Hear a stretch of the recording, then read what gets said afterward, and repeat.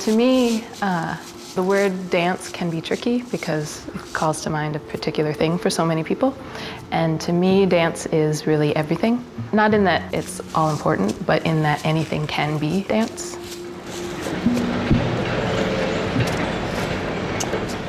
It's sort of a mystery to me why dance is that form that some people say they don't understand.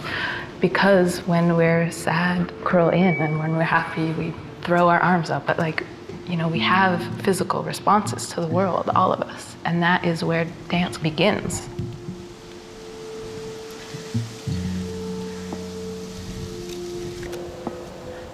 This is me holding a very heavy tree. This is what happened. A long time ago, someone cut down a tree to build the house that was standing here before this one went up for sale. Emily is a Minneapolis-based curator, choreographer, director of her performance work. And Emily has created a body of dance and dance theater pieces, and increasingly more performance pieces, that are powerful, memorable, kind of indelible. The words about what I'm called and what I call myself, it's a constant struggle. Like, do I make dance? Yes, but do I also make installation? Yes. Do I also make performance? Yes. The first time anybody called me an Indian, I said, no, I am not an Indian. We were sitting in a hallway. It was a very long, clean hallway. It was our school hallway, and we were all sitting, Indian style. She started to incorporate storytelling, and her work has always had a sense of a narrative, but now she's more directly addressing questions of narrative and text in her work. I use story so that we can imagine something more than ourselves or what is here, and I use it so that we're confronted with reality, and I use them so that we are offered new possibilities.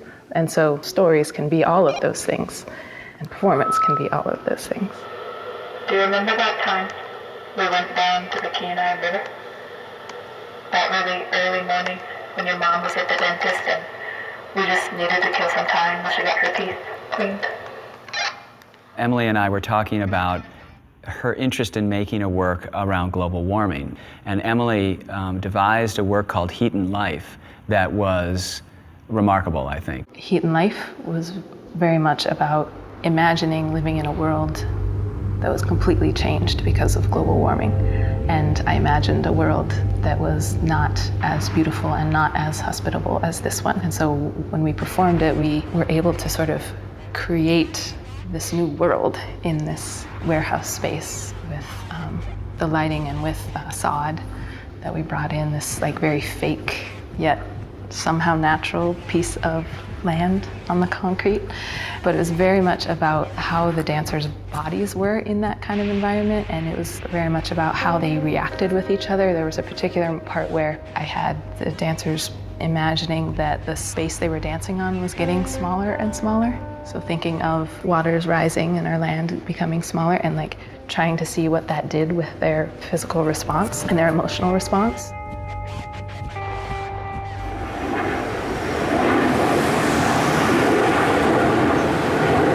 She's always been connected to the natural world. She's always been concerned, I think, about the relationship of humans and the surrounding environment. But it hasn't been until maybe the last, 5 or 6 years that she's really deeply been examining her native heritage from Alaska.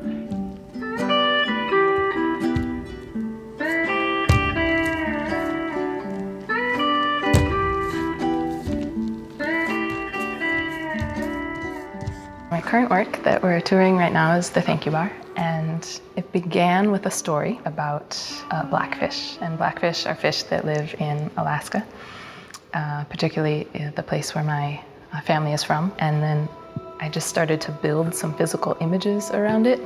It called for fast somersaults. It called for this sort of crawl that's sort of like a bear, but it's not a bear, it's a human woman. So I started to build these images, and then bring in other elements, an eye mask, particular lighting. These were the ways that this piece started to build.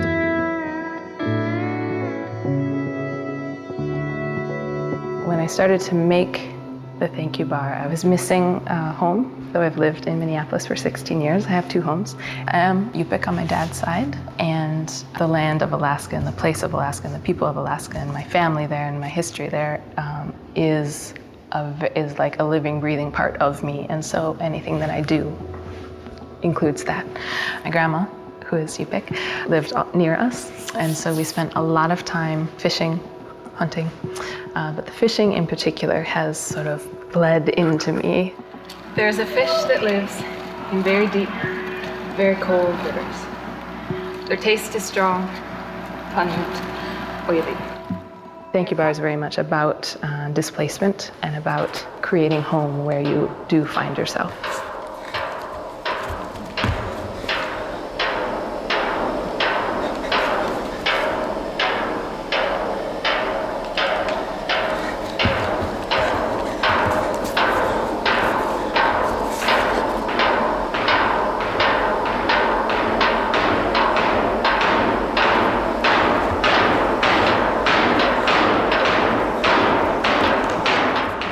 Video is part of the thank you bar, and we often shoot it coming down, and we come into the theater, and we come in the path that the audience comes in, so people recognize it and recognize, oh, I just walked down that hallway and now I'm seated here, and then the video comes in and we're all in the same place together.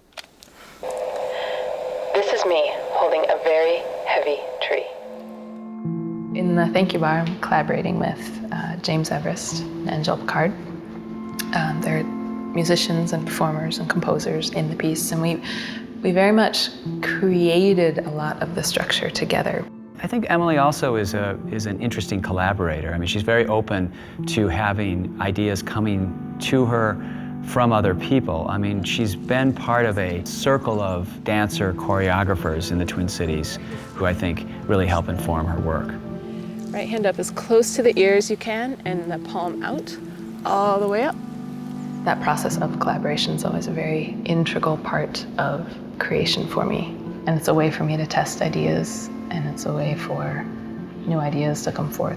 When you're working with people that you trust and that you trust their artistic sensibility and their artistic drive, then you know you can bring your ideas more fully forth.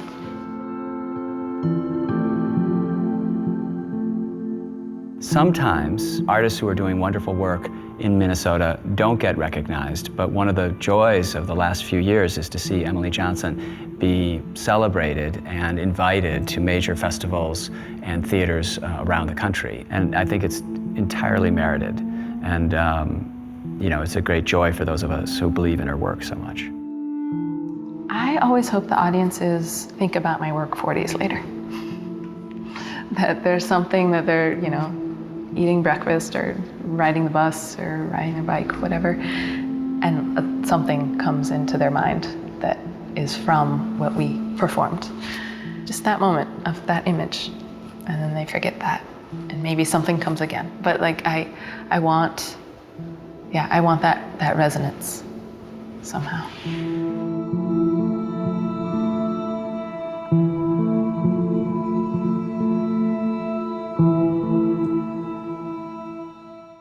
Minnesota Original is made possible by the Arts and Cultural Heritage Fund and the citizens of Minnesota.